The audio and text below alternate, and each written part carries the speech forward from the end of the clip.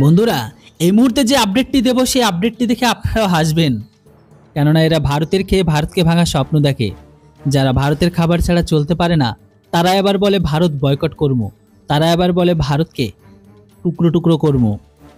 খবর এখন এটাই যে এই মুহূর্তে ৭১ যে নিউজ আর্টিকেল আছে সেই ৭১ নিউজ পত্রিকার তরফ থেকে একটি নিউজকে পাবলিশ করেছে। নিউজটা ঠিক এইরকমই, আপনারা দেখতে পাচ্ছেন স্ক্রিনে, যে আখুড়া দিয়ে প্রথমবারের মতো ভারত থেকে মসুরি ডাল আমদানি করেছে। হ্যাঁ, এটা কিন্তু অন্য কোনো দেশ নয়, এটা হচ্ছে বাংলাদেশ। ভারত থেকে তারা আবারও মসুর ডাল আমদানি করেছে। ভাবুন, যে দেশটা এখনো পর্যন্ত খাবারের বিষয়ে এখনো পর্যন্ত স্বয়ংসম্পূর্ণ হতে পারেনি, সেই দেশটা নাকি ভারতের বিরুদ্ধে জিহাদ করবে, ভারতের খাদ্যদ্রব্য থেকে শুরু করে ভারতের সমস্ত কিছুকে পণ্য বয়কট করবে। তো আজকে এই কমেন্ট সেকশনে কিছু ইন্টারেস্টিং কমেন্ট আমি আপনাদের পড়ে শোনাবো, যেটা দেখে আপনারা হাসবেন। তবে হ্যাঁ, আবারও বলে দিই, কোনো বাংলাদেশি ভিউয়ার্স থাকলে এটাকে সিরিয়াস নেবেন না, কেননা এগুলো আমাদের দেশের কথা নয়, এগুলো আপনারাই লিখেছেন। চলুন দেখে নিই প্রথম কমেন্টে কি লেখা আছে। প্রথমে এক ব্যক্তি লিখেছে, এসবের কি দরকার ছিল। অপর আরেকজন লিখেছে, আমরা কিস্তানি ভাইয়ের মসুর ডাল খামো। বুঝতে পারছেন ইনার কথার মানেটা কি? যাই হোক, আমি তো এখনো পর্যন্ত বুঝতে পারিনি, কিন্তু আপনি যদি বুঝতে পারেন তাহলে অবশ্যই এটা লিখতে পারেন।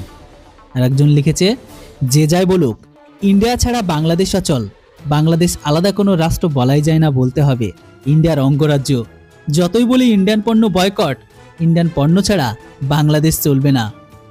কথা ছিল ভারতের 7 সিস্টার খাওয়ার, এখন দেখি আমরা ভারতের পণ্য খাই। অপর একজন লিখেছেন, এখন কেন ভারত থেকে আমদানি করতে হয়।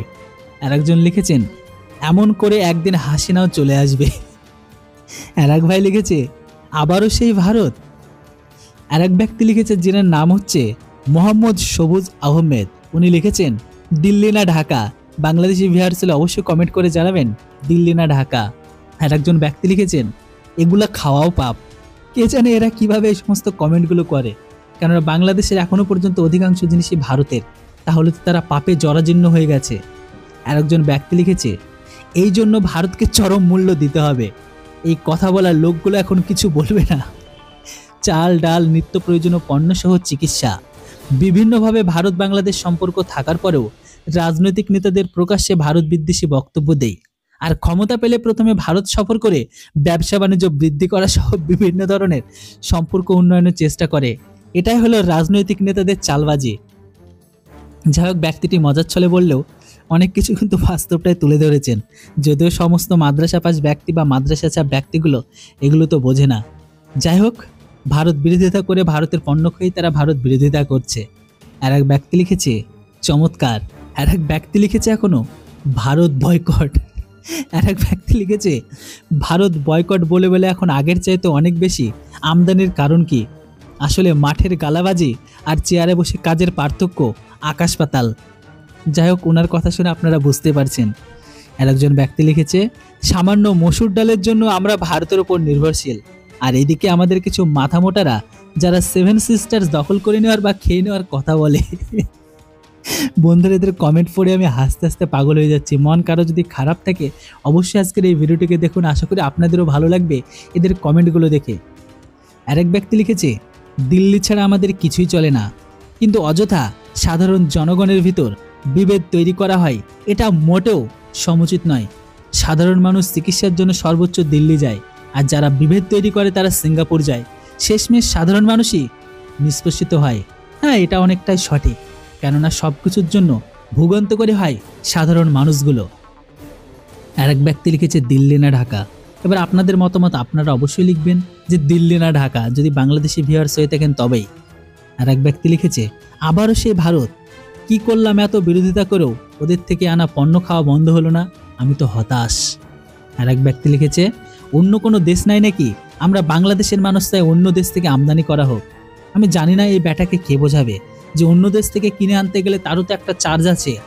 আমাদের দেশ থেকে নিলে যে পরিমাণ সাবসিডি পায় প্লাস আনা যাওয়ার যে একটা খরচ কস্টিং, সেটাও কম পড়ে। অন্য দেশ থেকে কেনার মতো বাংলাদেশের ঘরের ভিতরে কি টাকা আছে?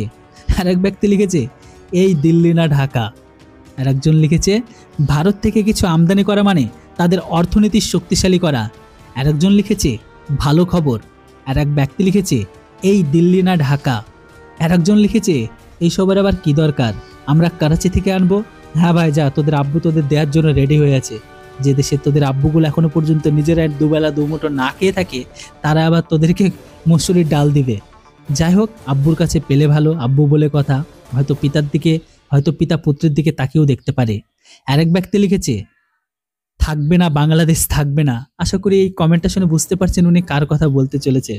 আরেকজন লিখেছে, পার্শ্ববর্তী দেশ ভারত ছাড়া বাংলাদেশ অচল বলে মনে করি। বন্ধুরা, এই সমস্ত কমেন্টগুলো পড়ে আমার হাসি আর থামাতে পারছে না। আপনাদের যদি হাসি এসে থাকে তাহলে অবশ্যই কিন্তু আপনারা কমেন্ট করবেন। আরেক ব্যক্তি লিখেছে, আহারে ভারত, ওনার মনে বড্ড ব্যথা পেয়েছে, ভারত থেকে কিনে খেতে হচ্ছে, যতই হোক ভারত বিরোধিতা করছে। আরেকজন লিখেছে, এইসব তো জামাত বিএনপি হেফাজত খাবে না, পাঠিয়ে লাভ কি, কে জানে এই সমস্ত হয়তো বাংলাদেশের জনমদুখনি কাঙাল মানুষগুলোই খাবে। আরেক ব্যক্তি লিখেছে, ভারত ছাড়া বাংলাদেশ চলবে, আল্লাহর উপর ভরসা রাখেন, ভারত ছাড়া এশিয়ার অনেক দেশ চলে। হ্যাঁ ভাই, ঠিকই বলেছিস, আল্লাহ তোদের চালাবে। আল্লাহ যেভাবে তোদের সুরের বাচ্চা মতন জন্ম দিয়েছে, সেইভাবে আল্লাহ তোদের সবকিছু চালিয়ে যাবে। ভারত থেকে নেওয়ার কি দরকার, সবকিছু বয়কট করে দে, আল্লাহ তোদের সবকিছু চালিয়ে দেবে। আরেক ব্যক্তি লিখেছে, ভারত ছাড়া বাংলাদেশ চলে না, ভারত বাংলাদেশ ছাড়া চলে না, বাংলাদেশ ভারত ভাই ভাই। ইনি একটু ট্রোলিং করে হলেও একটু বেশ কমেডির বা এন্টারটেনমেন্ট টাইপের কমেন্ট করেছে। আরেক ব্যক্তি লিখেছে, এর জন্য ভারতকে চরম মূল্য দিতে হবে। হ্যাঁ ভাই, ভারতকে চরম মূল্য দিতে হবে। আরেক ব্যক্তি লিখেছে, মেধাবীরা এখন কোথায়, দিল্লি না ঢাকা। আরেকজন লিখেছে, পাকিস্তান থেকে আনলে ভালো হতো না। হ্যাঁ, পাকিস্তান থেকে আনলে অনেক ভালো হতো, আব্বু বলে কথা, হয়তো উনি ফ্রিতে দিত, কে জানে, একবার ট্রাই তো করতে পারে। আরেক ব্যক্তি লিখেছে, আপনার দেখা প্রথম নাকি ইতিহাসের প্রথম, আমার জানা মতে অনেক পূর্ব হতে শুধু মসুর ডাল নয়, অনেক পণ্য কিন্তু ভারত হতে আমদানি করা হয়। যাই হোক, আরেকজন লিখেছেন, দিল্লি না ঢাকা। আরেক ব্যক্তি লিখেছে, কারা জানি বলেছিল দিল্লি টু ঢাকা। যাই হোক, উনি হয়তো অনেক কিছু বুঝে গেছে। আরেক ব্যক্তি লিখেছে, তলের খবর কি জানেননি। যাই হোক, আমি তো জানি না, জানা থাকলে আপনারা অবশ্যই লিখে জানান। আবারও এক ব্যক্তি লিখেছে, দিল্লি না ঢাকা। আর এক ব্যক্তি লিখেছে, এসবের কি দরকার ছিল। আর এক ব্যক্তি লিখেছে, ভারত থেকে তাও, আহা দারুণ। আর এক ব্যক্তি লিখেছে, শুভকামনা ও শুভেচ্ছা, এমনকি দোয়ার দরখাস্ত রইল আপনাদের সকল শুভাকাঙ্ক্ষীদের জন্য। আর এক ব্যক্তি লিখেছে, ৭১ তুমি কার, কার জানি ছাপাই গাইছো। আর এক ব্যক্তি লিখেছে, দিল্লি না ঢাকা, হেডা হেডা। বন্ধুরা, আমি তো বুঝতে পারলাম না এটার মানে কি, আপনারা অবশ্যই লিখে জানান। আর এক ভাই লিখেছে, বাংলাদেশ ভারতীয় পণ্য ছাড়া উপায় নাই।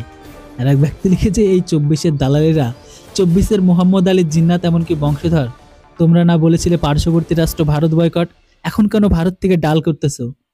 জানি না কেন করতেছে, তবে মনে হয় ভারতের ডাল ছাড়া বাংলাদেশ চলে না, সেই জন্য। আর এক ব্যক্তি লিখেছে, এই লজ্জা কোথায় রাখবো, এখন কি করে আনে ইন্ডিয়ার পণ্য, তাই তো, সত্যি তো এই লজ্জা কোথায় রাখবে, কি করে আনে।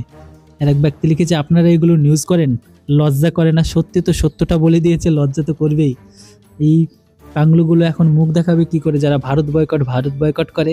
আর এক ব্যক্তি লিখেছে, ভারত কেন, আপনারা কোথাও ভুলে হচ্ছে, এখানে পাকিস্তান হবে ভাই, সাংবাদিক ভাই হয়তো লিখতে ভুল করেছে। যাই হোক বন্ধুরা, আর এক ব্যক্তি লিখেছে, ভারতকে ঘৃণা করাও দেশপ্রেমের অংশ। বন্ধুরা, আশা করি এতক্ষণের কমেন্টগুলো পড়লাম, আরও প্রচুর কমেন্ট আছে, হয়তো কয়েক কমেন্টগুলো পড়লে ভিডিও অনেক লম্বা হয়ে যাবে, তবে কমেন্ট পড়ে আমার কিন্তু মন মেজাজ একটু বেশ ভালোই হয়ে গেল, কেননা এন্টারটেনমেন্টের জন্য বাংলাদেশেরা সত্যি অসাধারণ। যেটা হোক বন্ধুরা, এবার আপনারাই বলুন, যে বা যারা বলেছিল ভারত বিরোধিতা বা ভারত বয়কট, তাদের ভারত বয়কট কোথায় গেল, আপনাদের জানা থাকলে কমেন্ট বক্সে লিখতে কেউ ভুলবেন না। থ্যাঙ্কস ফর ওয়াচিং, জয় হিন্দ, বন্দে মাতরম।